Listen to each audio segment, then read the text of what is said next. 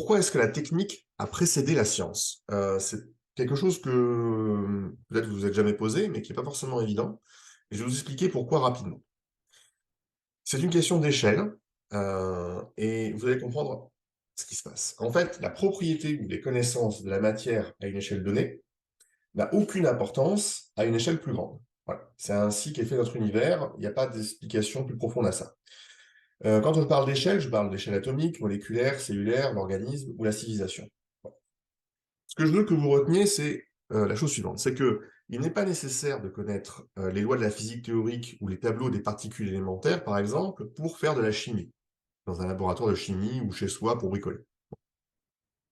De la même manière qu'il n'est pas nécessaire de connaître les lois stoichiométriques pardon, de la chimie pour pouvoir bricoler ou créer des outils simples. Sinon, nos ancêtres n'auraient jamais pu faire du feu ou concevoir des lances.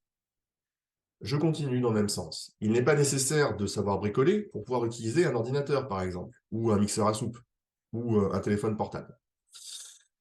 Et si vous êtes d'accord avec ce que je viens de dire, alors par construction, il n'est pas nécessaire de savoir absolument quoi que ce soit pour devenir un influenceur et dire des conneries sur les réseaux sociaux. Vous voyez? C'est la magie des lois d'échelle. Enfin, la magie, malheureusement. Bon, passons à la science de manière un peu plus précise. Et on va s'éclairer avec un petit diagramme de Venn pour comprendre la situation sur le sujet, parce que je crois que beaucoup de gens euh, confondent science et théorie. Alors, bon, un peu d'humour.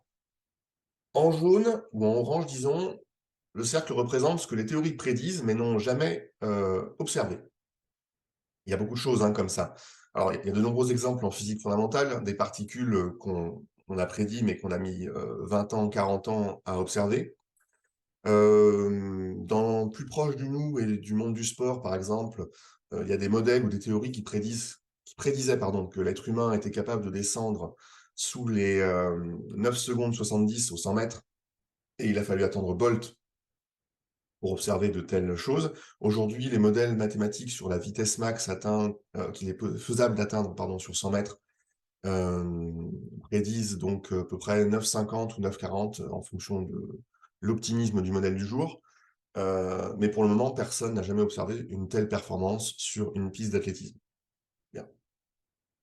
Donc ça, c'est ce qui était en jaune. La partie bleue du cercle à droite représente les résultats des expériences que les théories n'expliquent pas. Et là aussi, vous en avez pléthore. Par exemple, vous avez des records du monde qui sont inexplicables, vous avez des situations de survie de l'être humain qui sont inexplicables d'un point de vue physiologique. Au niveau astronomique, vous avez bien sûr des observations de choses qu'on ne comprend absolument pas dans le ciel. Voilà, vous avez plein de choses qui existent. Et entre les deux, bien entendu, vous avez les observations qui sont expliquées par la théorie. Et là, tout va bien, tout le monde est content. Bon. Ce qu'il faut comprendre, c'est que la partie orange et verte, c'est la science, qui se construit et se déconstruit au gré des expériences.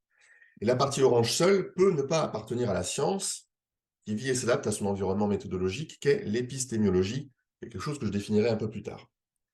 La partie orange seule peut ne pas appartenir à la science, parce que parfois on peut faire construire une théorie qui ne se vérifie pas par la suite. Admettons que je dise qu'il existe des licornes à tête rose sur Mars qui gambadent dans l'herbe. Euh, c'est une théorie, enfin, c'est une hypothèse. Pour vérifier cette hypothèse, je vais faire une observation, mais il faut des moyens techniques importants pour faire cette observation, pour zoomer correctement et suffisamment sur Mars, par exemple. Et donc, tant que ma théorie, alors normalement une théorie n'est pas gratuite comme ce que je viens de dire, c'est un exemple. Tant que ma théorie n'est pas confirmée ou infirmée par l'expérience, je ne sais pas si elle appartient au domaine scientifique ou non. Vous voyez, c'est changeant.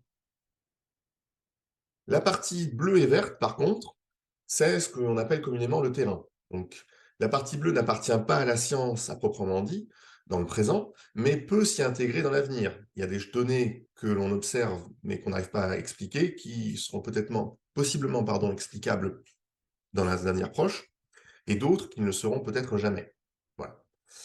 Enfin, la partie grise, c'est ce qui n'a jamais été observé, ni prédit. Et donc là, on peut rentrer dans la théologie si on a envie, ça peut être Dieu ou le futur lointain, par exemple. Ou le comportement des gens qui votent, ça peut être ça aussi. Non, je plaisante. Bon, alors, les frontières qui séparent les couleurs ne sont pas aussi rigides que le serait la frontière entre le Mexique et les États-Unis, hein. En réalité, il y a tout un spectre qui permet de passer de l'un à l'autre, et ces frontières sont poreuses et mouvantes. Et elles le sont grâce à la science et aux expériences scientifiques et à la recherche scientifique. Alors, si vous avez bien compris mon diagramme de Venn, qui n'est pas de moi d'ailleurs, hein, c'est un truc qui est vieux comme le monde, par construction, la science n'est pas supérieure au terrain, ni comme le terrain n'est pas supérieur à la science. Ce sont juste deux domaines qui se croisent plus ou moins, et c'est tout.